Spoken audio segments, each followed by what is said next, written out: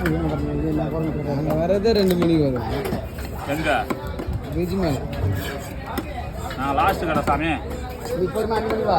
நானா 5 மணிலாம் வர மாட்டான். கரெக்டாக 4 மணிலாம் கடையில் இருக்கும். நானும் அப்போ அவர் 4 மணிக்கு வரட்டும், நம்ம 2 மணிக்கு போகிறோம். புரியுதா? உனக்கு ஆள் இல்லையாடா? ஆள் இல்லையா? என் லேபர் நான் சொல்கிற டைம்லாம் வரமாட்டான். நான் 2 மணிக்கு வீட்டுக்கு போய் சேர்ந்துடுறேன். நீ வந்து பிக்கப் பண்ணிக்கலாம். லேபர் கேட்டாங்களாம் வந்துடுவான்.